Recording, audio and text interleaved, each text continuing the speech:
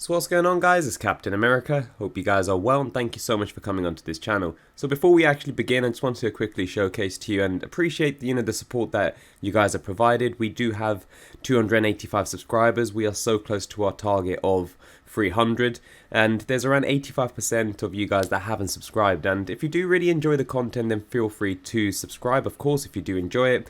Of course, we do talk about the pro club side of things, my match stats, as well as the match, how it went as well, plus real life stuff. We do talk about transfers. We're going to be talking about Champions League draw today as well. So if you do enjoy these type of things, then just please do let me know. And yeah, feel free to subscribe. And that's something that I do appreciate from you guys. So thank you so much.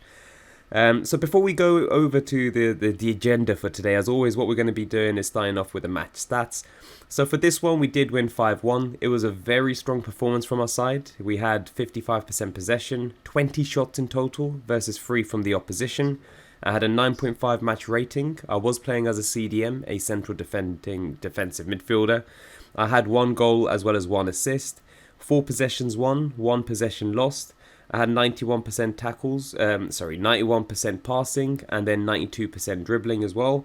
And then the man of the match for this game was myself. So a great performance from myself as well as the team. It's always a bit challenging because quite late night, and with all these school holidays, it's making it a bit hard to find, teams with like full 11, let's say, that are human. It's always going to be one of those ones when we do play very late night. Of course, it's going to be flexible in terms of, yes, we might have a team where we're playing against 8 people, or it might be just like 2-3. And for this game, it was 2 human players, but then we had 3 human players, but 2 of those were fixated as positions, and the other one was at any. So overall, when we do go up against, let's say, an any, I don't really mind, let's say, with the players that we do have, because, we've still got AIs that we play with, and they're horrible, man. Like, they don't make any tackles, they don't do anything, they don't even press. So it's always going to be one of those ones where I don't mind playing against an any, even regardless if they have like 3 people in total, because, for me, it doesn't make a difference. They're still operating and controlling different players during the pitch. So, yeah, so for this one, hopefully you guys do enjoy, from the way that the game went, just to give you a quick overview of the match and how the game actually progressed with the goals. So the first goal was from Thiago, who done a really good pass to Manetti, and Manetti scored. Second goal was from a corner from myself to Supri, and it was headed in.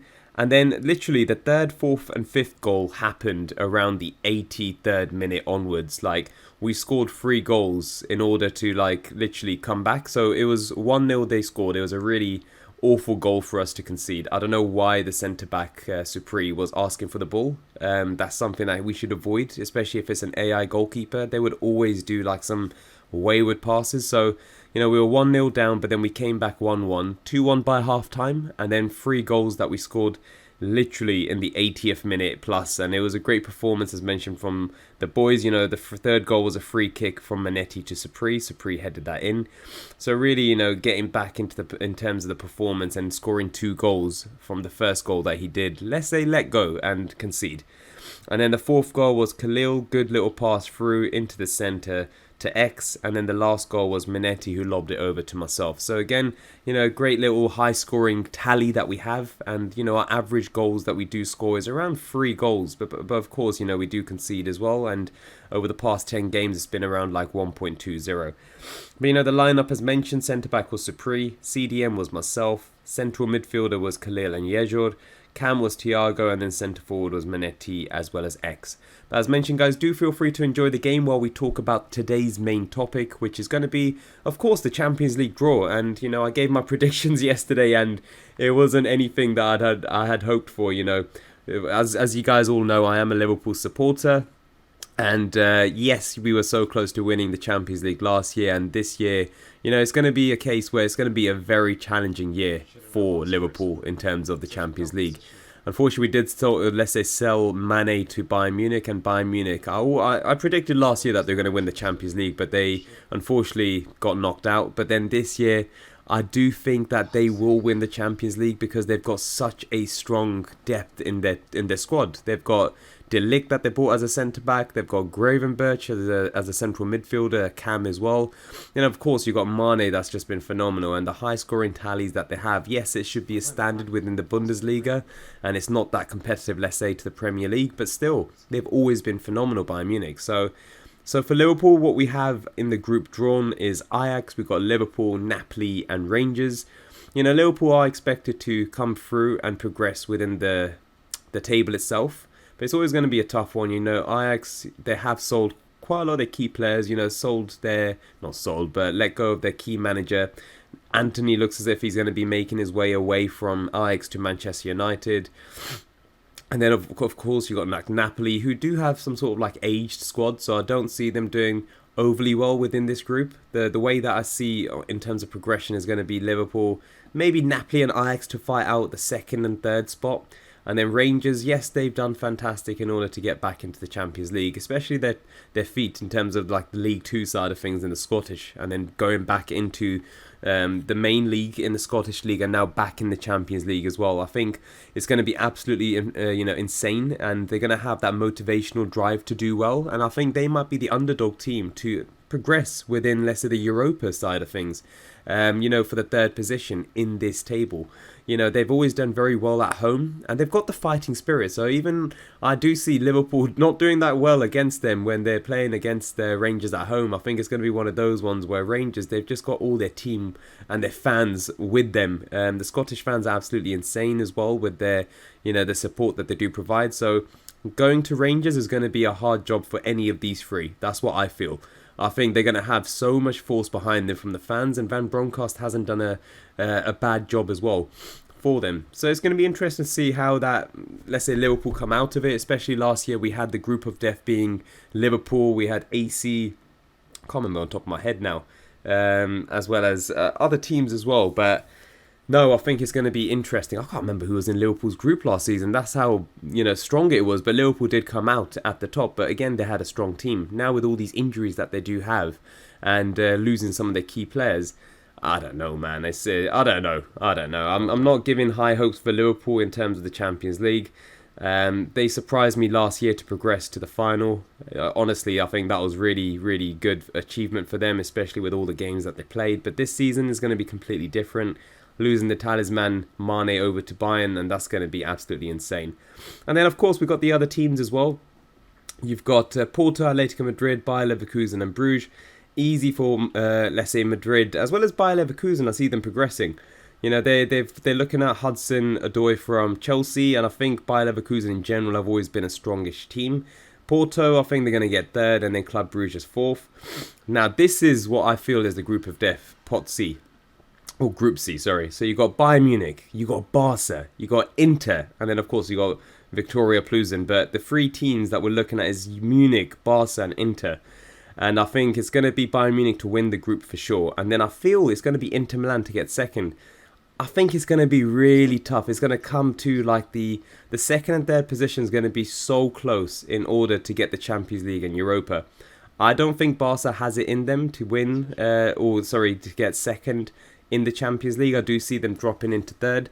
I think Inter Milan, they're phenomenal at home, and Liverpool did play against them in the Champions League, and they were quite tough as well as opposition. So, and now Lukaku back in the fold, I think it's going to be a different Inter, man. I think it's going to be a tough Inter. So I do see it being Munich winning that, let's say, the group, and then Inter Milan getting second. Barca very close to get third, and then Plzen unfortunately completely rock bottom. I don't even know if they're going to get a point. Maybe off Barcelona. I do hope so. So let's see what happens with that. And then you got Frankfurt, of course, the one that's won the Europa League against who is it? I can't remember now. But you got Frankfurt, you got Tottenham, you got Sporting as well as Marseille in Group D. Group E, AC Milan, Chelsea, Salzburg as well as Dinamo Zagreb. That's an easy Chelsea, AC Milan to go and progress through. I don't know which order. Chelsea, I don't think will do overly great. But then Salzburg are a good team as well, so that'll be really interesting.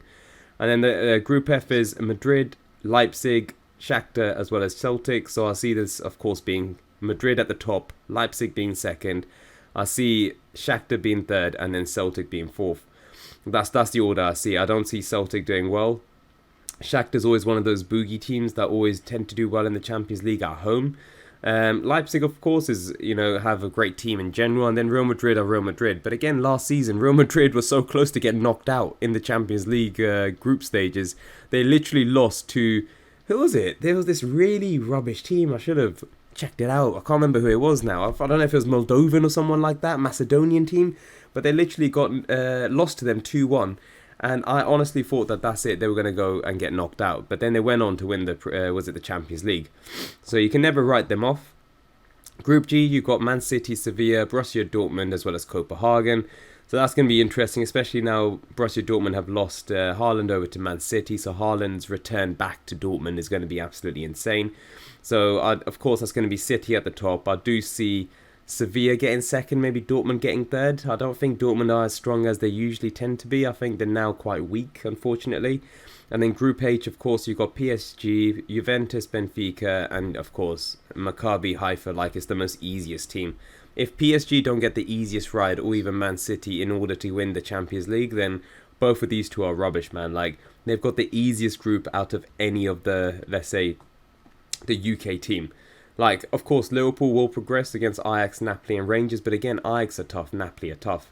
Chelsea's group, AC Milan are tough, as well as Salzburg. Tottenham's group, Frankfurt are tough. Sporting are so-so. Same with Marseille, they could all bring some sort of upset.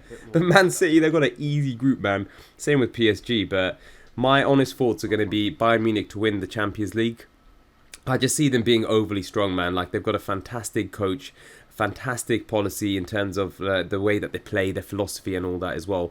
But do let me know your thoughts, guys, on where you think your club itself will be positioned, apart from Manchester United, of course. They're in the Europa side of things, but where your team, if they are in the Champions League, will be positioned in the table that you've been, let's say, grouped up in, and where you feel they'll be progressing within the Champions League, and who you think will win the Champions League in general.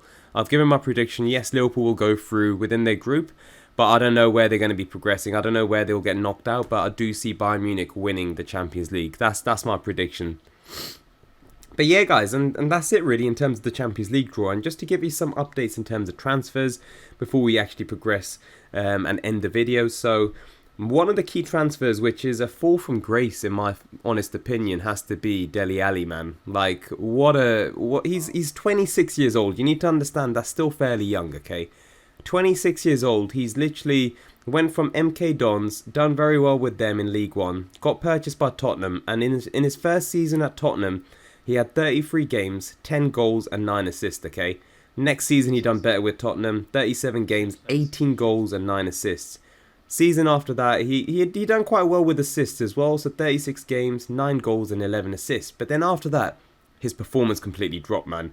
Like, his performance completely dropped.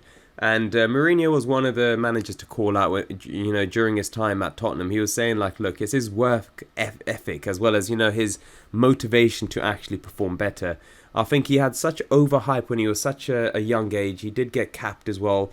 And it was just a case where he was doing phenomenal as a central attacking midfielder. Then I just don't know what happened. His move over to Everton has been absolutely poor. Now he's moved over to Besiktas on a season loan. And again, it's one of those moves where you're like, how is that even possible? He should be playing at a higher level. Either with Tottenham he should have stayed on as, or whatever the case is. But again, it's down to the individual to do the work and to perform. And I saw a really funny tweet as well, by the way, where it said, like, Dele Alli has moved over to Besiktas and he will be playing in the Vodafone Park. And one of the comments was like, oh, I hope he gets a good reception, because Vodafone is a mobile network, of course, and his move over to Besiktas in the Vodafone Park is just banter, man. So hopefully he does get a good reception, both from the fans and phone connection, because every ground I've been in, the phone connection is absolutely horrible, man. I don't know why they just don't fix it in the UK. I think in other countries they have, 4G within, like, the internet side of things and network within the stadiums, but the UK seems to always be far off. But yeah, that's enough of me ranting. But yeah, I don't know. Let's see what happens to Dele Alli. Man, upwards. Then, of course, you got, like, the 22-year-old Isaac, who's a Swedish national. He's moved over to Newcastle. It's interesting, to be honest with you. Yes, he's a youthful signing, but he doesn't do overly well. He didn't do overly well, let's say, in Real Sociedad in the Spanish league. His stats aren't overly great. He's had like 32 games and 6 goals last season. Prior to that was his best season, honestly, was 34 games and 17 goals. This season he started off with 2 games and 1 goal, but again, a very youthful signing, very tall signing, and we've seen that in the Euros as well. He's done fantastic, but I don't know, man. Let's see how he molds into the Newcastle team that have done very well. In 2022, I think they were the third best team in terms of the points accumulated over, like, let's say 2022. Liverpool being first with 2.4, Man City being second, I think it was 2.37 or something like that. Newcastle being third with, I think, 2 points. 2 average in terms of the points that they've accumulated in 2022. So, you know, Eddie Howe's done a fantastic job to, like, get them bounced back. Especially when he moved over, he was getting a lot of hassle, man. Like, the performance wasn't great from Newcastle, but then since then, they've bounced back so quickly, man. Like, 3-3 draw against Man City was absolutely phenomenal. The team play as well. Joe Linton now moving across to, like, an attacking midfielder position. These things that Eddie Howe's been integrating has been absolutely great to see. But yeah, guys, coming to the end of the video, I'm so sorry. I'll see you guys tomorrow. I've been blaggering on for a bit too long. Take care and bye-bye.